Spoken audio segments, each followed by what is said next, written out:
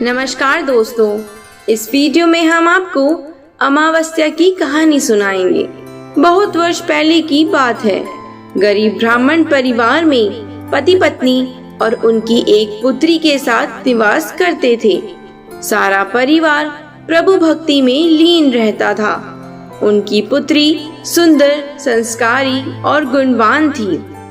वह उसके लिए वर की तलाश कर रहे थे, किंतु निर्धन होने के कारण उसके विवाह में अड़चनें आ रही थी। प्रभु कृपा से उनके घर में एक महात्मा आए। उस कन्या की सेवा भावना से खुश होकर उन्होंने उसे आशीष दिया। तो उस लड़की के पिता ने कहा, महात्मा जी, बहुत समय से हम अपनी लड़की के लिए वर की तलाश कर रहे हैं, मगर हमारी गरीबी की वजह से हर बार बात बनते बनते रह जाती है। कृपा बताएं, कब हमारी बेटी के हाथ पीले होंगे। महात्मा जी ने उस लड़की का हाथ देखा और बोले, इस लड़की के हाथ में तो विवाह की रेखा ही नहीं है। लड़की के पिता बोले, महात्मा जी, मैं आपके कहने का तात्पर्य नहीं समझ पाया। महात्मा जी ने कहा, इस लड़की के भाग्य में विवाह सुख नहीं है। महात्मा जी के मुख से ऐसे वचन सुनकर ब्राह्मण दंपति रोते रोते महात्मा जी के चरणों में गिर गए और उनसे इस समस्या का समाधान बताने के लिए विनती करने लगे। महात्मा जी ने उन्हें अपनी चरणों से उठाया और बोले, पास की ही एक गांव में सोना नामक धोबिन जाति की एक पतिव्रता महिला अपने पति, बेटे और बहू के साथ निवास करती है, जो कि एक महान पतिव्रता स्त्री है। यदि आपकी लड़की उसे अपनी सेवा से प्रसन्न कर लेती है तो आशीष स्वरूप उससे उसकी मांग का सिंदूर ले ले, तभी इस लड़की का विवाह संभव है। ऐसा करने से इसे अमोद सुहाग भाग की प्राप्ति होगी।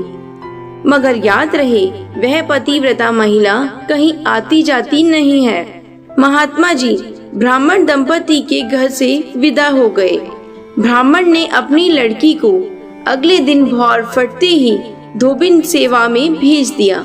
लड़की पूरे दिल से सोना धोबिन के घर की साफ सफाई और अन्य सारी कार्य कर उनके उठने से पूर्व ही अपने घर लौट आती। यह कर्म बहुत दिनों तक चलता रहा। एक दिन सोना धोबिन अपनी बहू को शाबाशी देते हुए बोली, तुम तो ब्रह्म मुहूर्त में उठकर ही घर का सारा काम कर लेती हो और मुझे आभास तक नहीं होता। बहू बोली, नहीं माताजी, मैं तो सुबह देरी से उठती हूँ। मुझे लगा घर के सारे काम आप करती हैं। अगले दिन भोर फटते ही सास बहू उठकर घर के एक कोने में छिपकर निगरानी करने लगी कि कौन है जो ब्रह्म मुहूर्त में ही घर का सारा काम करके चला जाता है। अपने निर्धारित समय पर ब्राह्मण की बेटी आई और मुख से भजन करते करते घर का सारा काम दिल से करने लगी।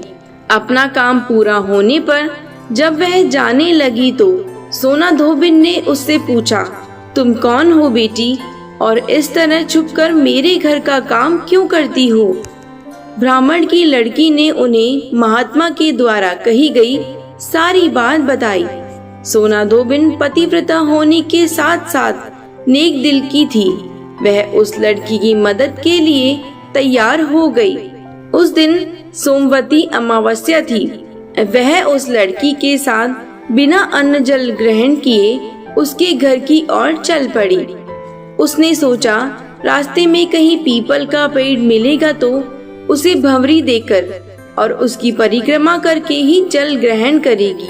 लड़की के घर पहुंचकर धोबिन ने जैसे ही अपनी मांग से सिंदूर उस कन्या की मांग में लगाया तो उसके पति के प्राण पखेरु उड़ गए। उसे ज्ञात हो गया कि उसके पति इस दुनिया में नहीं रहे। वह ब्राह्मण परिवार से विदा लेकर चली गई। रास्ते में पीपल का पेड़ देखकर उसने ईंट के टुकड़ों से 108 बार भंवरी देकर 108 बार पीपल के पेड़ की परिक्रमा की। तत्पश्चात जल ग्रहण किया तभी उसके पति की मृतदेह में प्राण लौट आए। अमावस्या के दिन अपने मनोरथों की पूर्ति के लिए धोबी परिवार को भेंट इत्यादि देने का भी विधान है। अगर आपको हमारी कहानी पसंद आई हो तो इसे लाइक, शेयर एंड सब्सक्राइब जरूर करें। बोलो जय श्री कृष्णा।